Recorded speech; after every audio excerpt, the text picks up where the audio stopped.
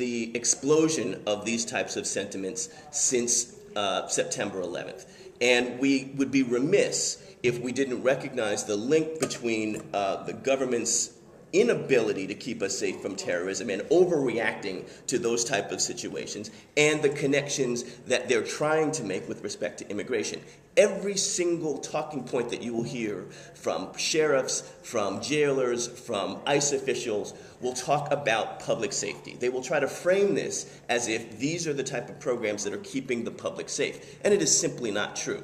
I want to talk a little bit about the Secure Communities program, which is one aspect of that, and it is probably one of the, I guess these types of programs are always ill-named, but this is one that's particularly ill-named because it has nothing to do with communities and it has nothing to do with keeping us safe. The Secure Communities program is right now operating in about 437 jurisdictions in 24 states.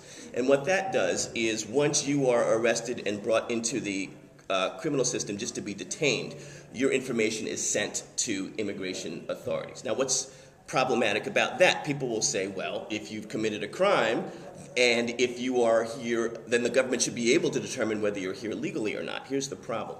The problem is that it turns the presumption of innocence completely on its head. Just because you are arrested, and if you don't know this, take it from me, just because you are arrested doesn't mean that you are guilty of anything. And so if the government is then taking an arrest and a detention and then putting your name through the system, it is essentially saying that it's going to determine if you're not guilty of the crime that you've been accused of, they're going to find something on you.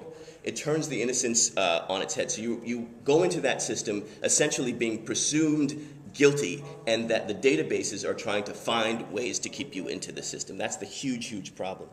The Center for Constitutional Rights, the National Day Laborers Networking Organization, and other folks have filed a case this spring challenging, or asking, it was a Freedom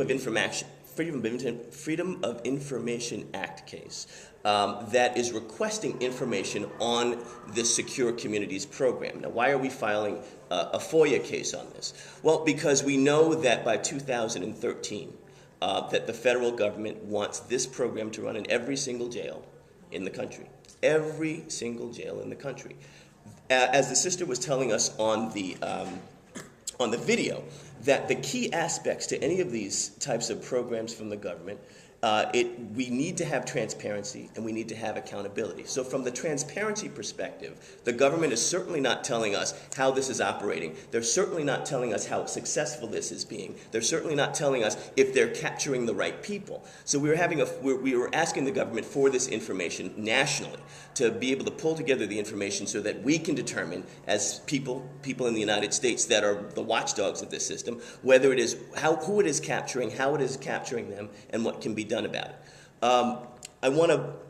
My time is running out, and I'm all fired up, as I said, but I wanted to just address the question of racial profiling, which was touched on earlier. This is extremely, extremely important. The Center for Constitutional Rights, in addition to this case, we have one of the largest racial profiling cases against the New York City Police Department, where just incidentally, they stop and frisk over 500,000 people, black and brown predominantly, a year, and they don't really seem to care about it.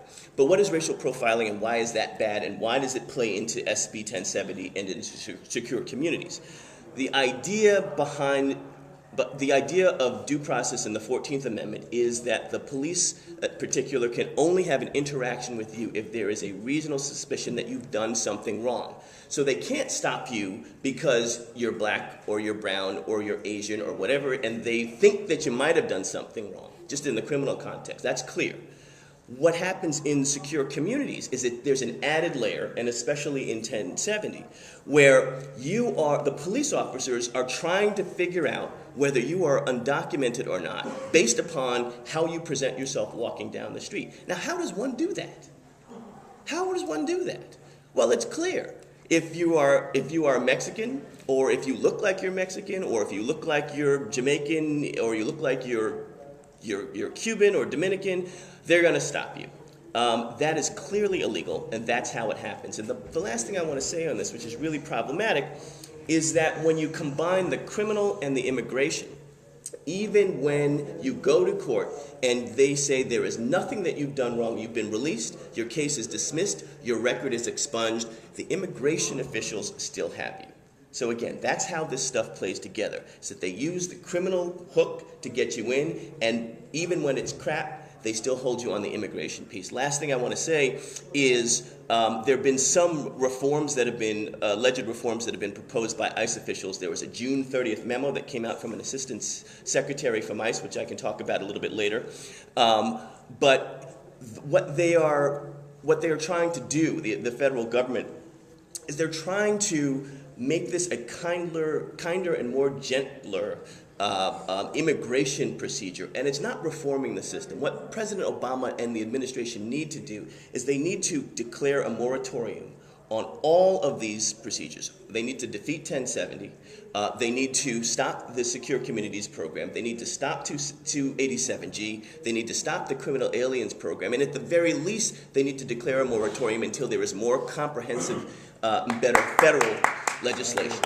That's what needs to happen.